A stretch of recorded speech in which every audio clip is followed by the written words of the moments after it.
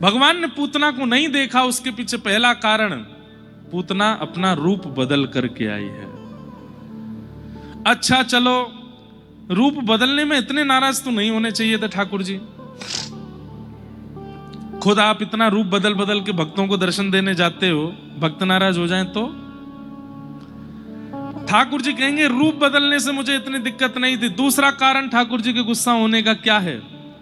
बोले एक तो रूप बदल के आई, ऊपर से मेरा उत्सव मना रहे सब ब्रजवासियों का इसने उत्सव छुड़वा के अपनी ओर आकर्षण कर लिया। ये दूसरा नाराजगी का कारण। मतलब कोई वैष्णव है, कोई भक्त है, कोई भगवत परायण है और आप उसकी भक्ति में वाधक बन रहे हो, ठाकुर जी को ये प्रिय नहीं है। इन दो चीजों पर परम सावधान रहिए। ठाकुर जी की नाराजगी ना हो, उसके लिए एक तो जैसे हो वैसे जाओ, और फिर भी परिवर्तन जो भक्ति में लीन है उनकी भक्ति में विघ्न मत बनो, उनके भाव में, उनकी कथा में, उनके विचारों में विघ्न मत बनो। पूतना आई, भगवान ने नेत्र बंद कर लिए। पूतना ने जैसे ही अपना पयोधर भगवान के मुख में दिया,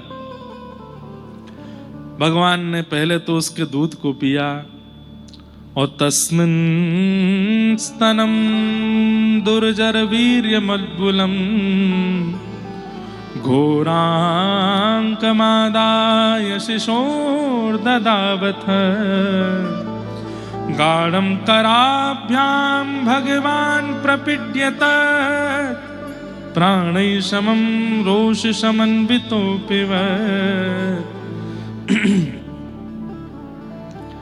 स्तन मुख में लेते ही भगवान ने पहले तो उसके दूध को पिया, रस तत्वों को पिया, और पीते पीते पीते पीते जैसे ही ठाकुर जी ने उसके प्राण पीने शुरू किए, प्राण पीते ही महाराज पूतना तो व्याकुल हो गई। अब यहां पर श्रीमद् वल्लभाचार्य जी महाराज सुबोधिनी जी में एक बहुत सुंदर बात कहते हैं। किसी व्यक्ति ने प्रश्न किया, ठाकुर जी ने विष पी लिया, दूध पी लिया, रस तत्वों को पी लिया, ये सब बातें समझ में आती है, पर पूतना के प्राण क्यों पिए भगवान ने?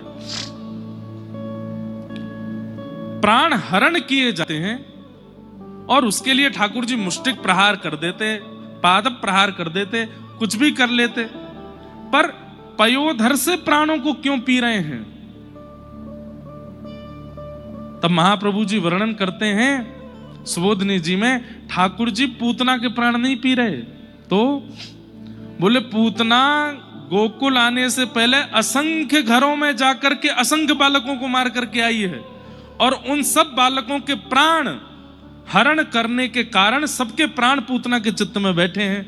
तो ठाकुर जी ने उन समस्त बालकों के प्राण पूतना के भीतर से निकाल करके और पुनः व्रजमंडल में जितने बालक मारे गए थे सबको पुनः जीवित कर दिया है,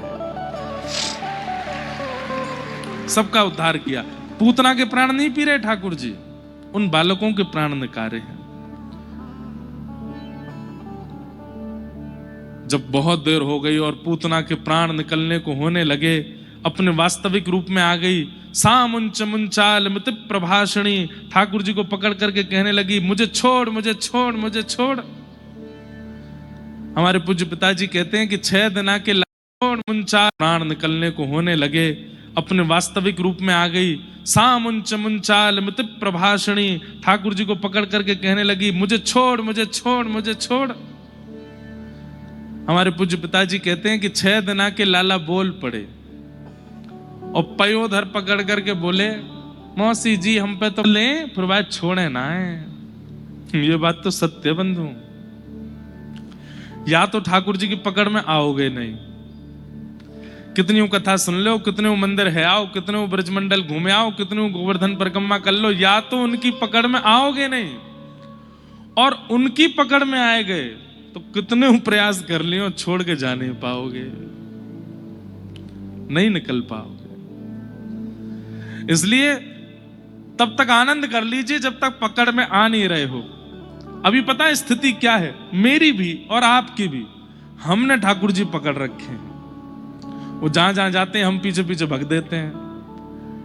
काउदना ठाकुर जी को मूड आ गया और घूम करके देख के उनने ज्यादा ना पकड़ो, वाद ना, फिर नहीं छूट पाओगे। अभी हमारी स्थिति क्या, हमने पकड़ रखे हैं, जब मन चाहता पकड़ लेते हैं, फिर छोड़ देते हैं, फिर पकड़ लेते हैं, फिर छोड़ देते हैं। लेकिन जिस दिन ठाकुर जी ने पकड़ लियो, ज्यादा ना उनने पकड़ लियो, फिर नहीं छूट पाओगे। और वो पकड़ते नहीं है सबको, ये बात है। सब पर उनकी दृष्टि जाती नहीं है। मीराबाई का एक पद है, मुझे कोई लिख के दे गया आज, और मैं गाता ही हूं कथा में। मैं तो गोविंद रा गुण गासूं, राणा जी रूठे तो मने काई कर से। मैं तो गोविंद रा गुण मने रूठे, ठाकुर जी ने पकड़ लिया है। अरे राजा का डर किसको नहीं होता, वो बोल रही है, ये वो बोल रही है जिसको ठाकुर जी ने पकड़ लिया है। अरे राजा का डर किसको नहीं होता, मृत्यु का भय किसको नहीं होता, विष का भय किसको नहीं होता, सबको होता है। पर जिसको ठाकुर जी पकड़ लेते हैं उसको फिर किसी का भय नहीं होता।